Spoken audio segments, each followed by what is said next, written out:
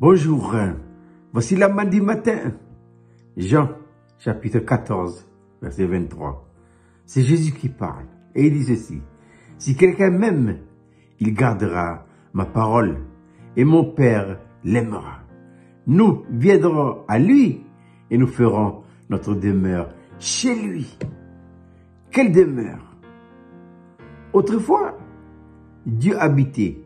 Il y a dans l'Ancienne Alliance deux grandes figures qui nous parlent de l'habitation de Dieu. C'était d'abord le tabernacle au temps de Moïse et puis ensuite le temple au temps du roi Salomon. Mais c'est fini ce temps-là. Aujourd'hui, Dieu n'habite plus dans une maison faite de mains d'hommes. C'est terminé. Il habite où? Il habite en vous et en moi. Si quoi? Si réellement nous sommes nés de nouveau. La nouvelle naissance, c'est la rentrée de Dieu, de la Trinité. Où ça? En vous et en moi. Et qu'est-ce que la nouvelle naissance? C'est l'acceptation en soi d'une nouvelle vie. D'abord, nous avons hérité de la vie de notre père et de notre mère. Et ensuite, à la nouvelle naissance, nous héritons une seconde vie. Si nous avons ouvert notre cœur et accepté toute l'œuvre de la rédemption pour que Jésus vienne en nous. Et quand il vient en nous, il vient comment? Il vient par le Saint-Esprit. C'est le Saint-Esprit qui amène Jésus en nous.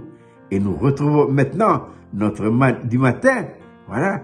Quand il vient en nous pour faire quoi? Pour faire la demeure. La demeure à qui? Du Père, du Fils et du Saint-Esprit. Rendez-nous compte que le jour de notre nouvelle naissance, la Trinité est entrée en nous.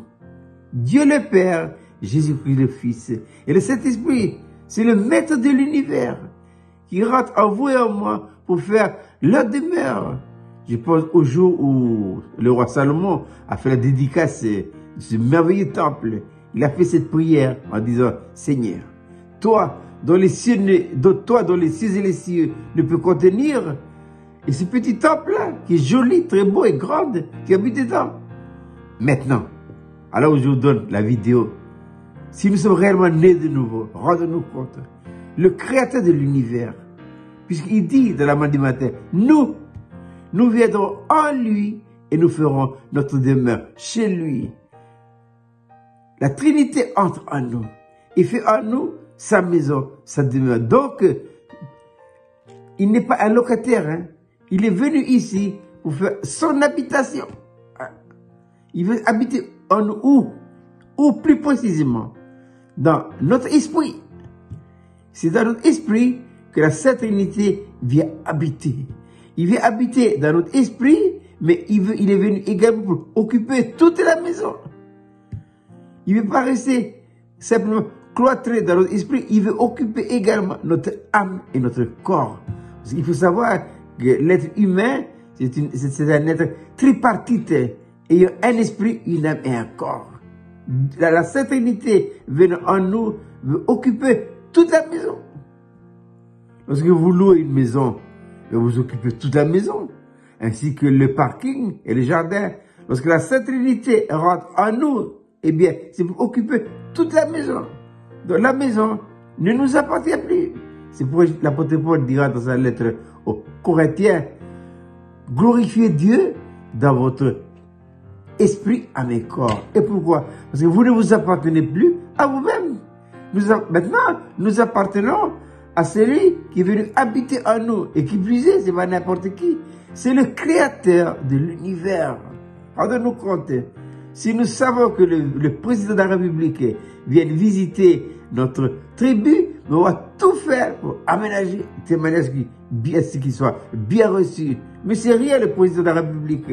Nous avons Dieu le Père, le maître de l'univers et toute la Trinité vient maintenant, si nous sommes réellement nés de nouveau, pour faire de notre cœur sa maison. C'est pour l'auteur de l'Épître aux Hébreux, il dira, et sa maison, c'est nous. Dieu en nous. L'apôtre Paul dans sa lettre aux Colossiens dira, Christ en vous, l'espérance de la gloire de Dieu. Eh bien, que le Seigneur dans sa nouvelle maison puisse se manifester, puisse se reposer en toute tranquillité. Je répète, c'est une belle petite manne pour ce matin. Jean chapitre 14, verset 23. Si quelqu'un m'aime, il gardera ma parole. Et mon Père l'aimera. Nous viendrons en lui et nous ferons notre demeure chez lui. Et vous souhaitez passer une agréable journée.